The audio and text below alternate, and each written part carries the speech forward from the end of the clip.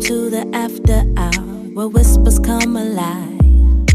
Pull up a seat and let your secrets glow. Lean closer, like what's hidden inside. Ooh, this is your confession show, where desire finds a voice tonight. It started with a juice box in the back seat. Not lipstick on a collar, not a hotel receipt falling out of a pocket.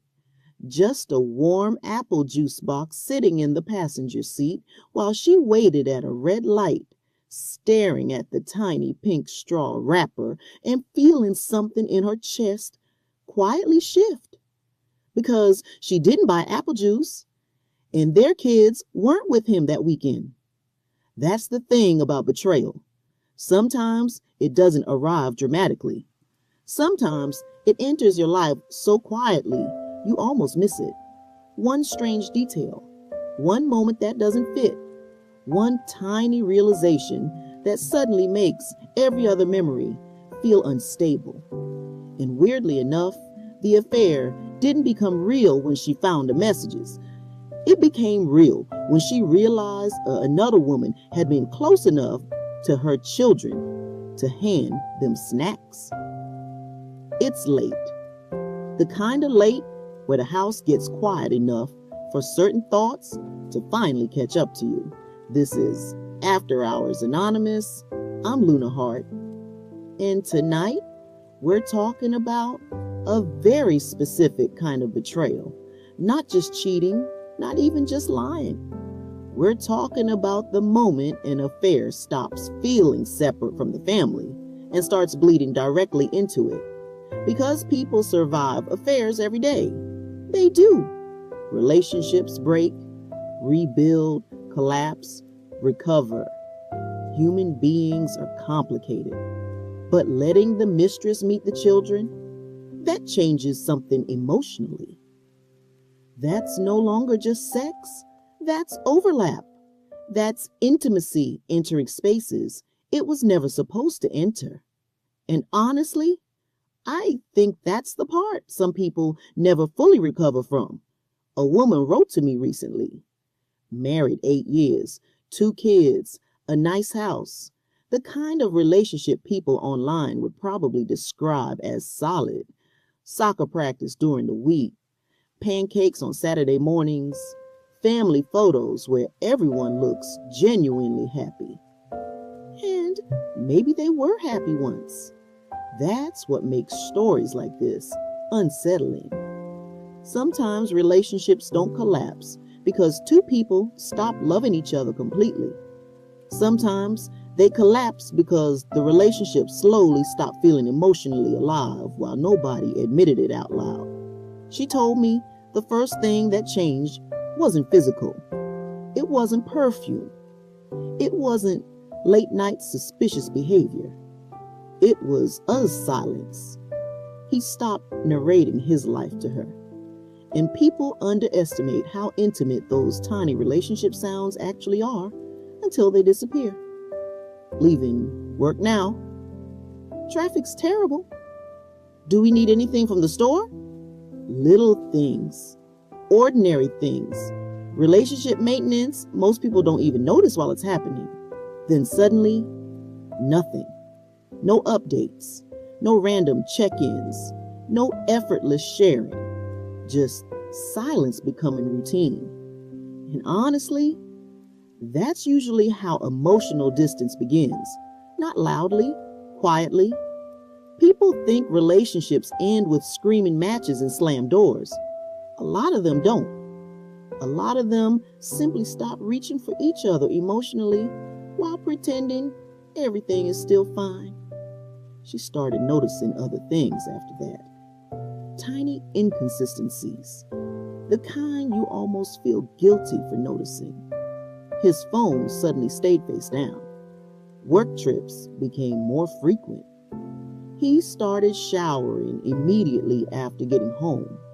Sometimes he'd sit in the driveway for 10 minutes before coming inside, just staring ahead like he was trying to mentally transition between 2 different versions of himself.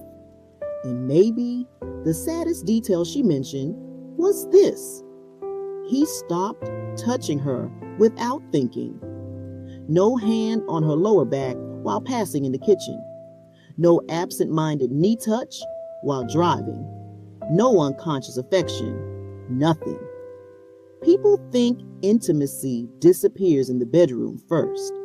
A lot of times, it disappears in those tiny unconscious moments, long before sex changes. Be honest.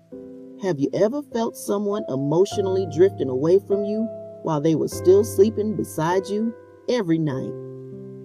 That kind of loneliness is brutal because technically, you're not supposed to be lonely there. Then came the second phone. And honestly, second phones are rarely discovered in dramatic movie scenes. Usually, it's something stupidly ordinary. This one buzzed while he was outside grilling burgers. She actually thought it belonged to one of the kids at first. That's how normal betrayal can look in the beginning. She opened the drawer looking for batteries, and there it was. Cheap black case. No contacts saved, just numbers, hotel confirmations, deleted message threads, rideshare receipts, and one message that made her physically sick. Not sexual, not explicit, just tell the little ones I miss them. That was the moment everything changed. Because suddenly, this woman wasn't just existing somewhere outside the marriage. She had crossed into family space. She knew the children existed. The children knew her existence too, even if they didn't understand it. And psychologically, that's what makes this kind of betrayal feel different. The fantasy had entered the home. Now, here's the uncomfortable part. Affairs are rarely just about sex. People want them to be because that makes the story simpler. But a lot of emotional affairs begin as relief. Relief from feeling unseen. Relief from routine. Relief from emotional exhaustion. And that truth makes people deeply uncomfortable because it forces us to look at human behavior honestly instead of theatrically. A lot of people don't cheat because they found someone more attractive. They cheat because they found someone who made them feel visible again. And if someone has been emotionally starving long enough, attention starts feeling dangerously close to love, even when it isn't. She eventually found pictures on the second phone, not sexual ones. Pictures of her children eating frozen yogurt, her youngest daughter smiling into the camera, the other woman laughing behind it. And she told me something inside her shifted permanently after seeing those photos, because now another woman knew things she should have never known. Which stuffed animal had to come during long drives? Which child hated blueberries? Which bedtime routine actually worked? That kind of intimacy feels invasive in a way people struggle to explain out loud, because sometimes betrayal isn't about sex at all. Sometimes it's about unauthorized closeness, and this is where conversations like this get messy, because people love clean villains. Real life usually refuses to provide them. Sometimes the cheating partner has been emotionally disconnected for years. Sometimes both people quietly stopped seeing each other long before anyone started lying. Sometimes the relationship became functional instead of intimate, and still, the betrayal is real. Both things can exist at the same time. That complexity is what keeps people awake at night, because it would almost feel easier if the person was simply evil. But what happens when they're human, selfish, lonely, emotionally weak, avoidant, still capable of loving their children while simultaneously destroying the emotional safety of the home? That contradiction is difficult to process because the brain wants consistency. Betrayal destroys consistency. She finally asked him one night in the kitchen, kids asleep upstairs, dishwasher humming in the background, midnight exhaustion sitting heavy in the room, and she didn't ask, "Are you cheating?" She didn't ask, "Do you love her?" She asked, "Did she meet them?" And he paused too long before answering. Sometimes silence is the confession. He eventually said, "It just happened." Which is interesting because people explain life-altering betrayal with that sentence all the time. It just happened. As if emotional affairs appear out of thin air. They don't. Most affairs are built slowly, one conversation, one secret, one rationalization at a time. That's why they become dangerous. Human beings adapt to dishonesty gradually. A person who once felt guilty deleting one text eventually learns how to maintain an entirely separate emotional reality while still coming home every night. That adaptation is terrifying when you really think about it. And once the children become involved emotionally, the affair often becomes harder to walk away from because now it contains memories, routines, emotional texture. It starts feeling less like fantasy and more like an alternate life. People don't just become attached to other people, they become attached to versions of themselves. Sometimes the affair version of someone feels lighter, less burdened, less disappointing, less trapped inside responsibilities and routines. That's why some people risk everything, not because they want destruction, because they want escape. But double lives eventually exhaust people, emotionally, mentally, physically. That's why cheaters often become irritable or emotionally distant. They're managing two identities at once, two emotional performances, two realities, constantly competing for psychological space. Meanwhile, the other person is lying awake wondering why the relationship suddenly feels cold. That's the brutal imbalance of betrayal. One person adapts to secrecy while the other adapts to confusion.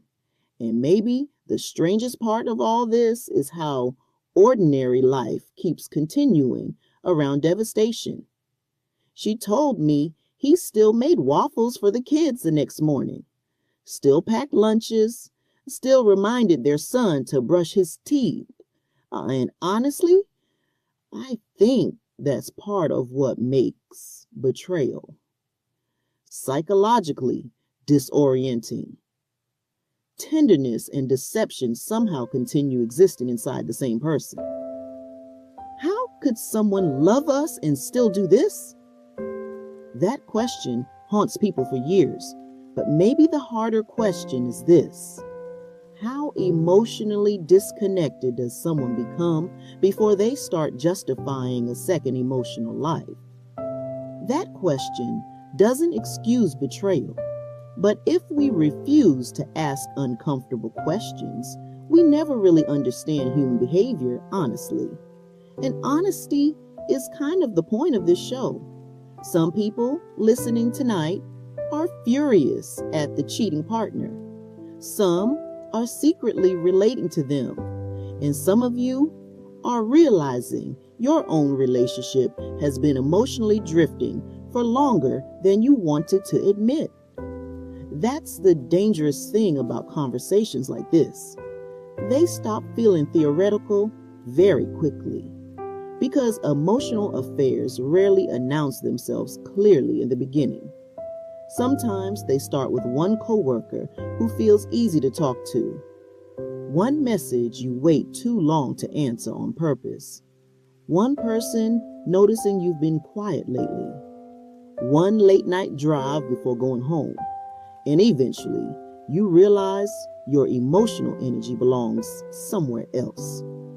The woman who wrote me ended her message with a sentence I haven't stopped thinking about.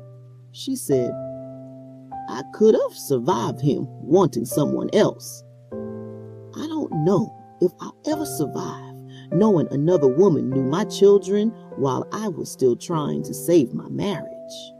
And honestly, I think that's the line people carry forever. Not just the cheating, the replacement of emotional space, the realization that someone else quietly entered the emotional center of the family while nobody noticed until it was too late.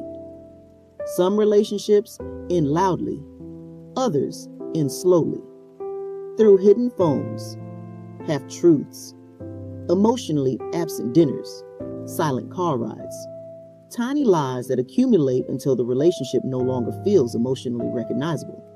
And maybe the most dangerous part of betrayal is how ordinary it often looks while it's happening. It's late, and if tonight's episode felt a little too familiar, don't ignore that feeling. People rarely wake up inside emotional disasters overnight. Usually, they drift there slowly. One silence, one unmet need, one secret at a time. This is After Hours Anonymous. I'm Luna Hart. And next time, we're talking about the relationships that never officially happen, but somehow become the hardest ones to forget.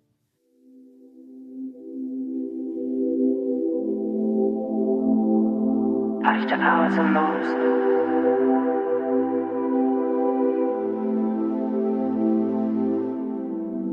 When the night winds call your name and the city sleeps in silent haze, we're the whispers in the static frame, guiding thoughts through moonlit mazes.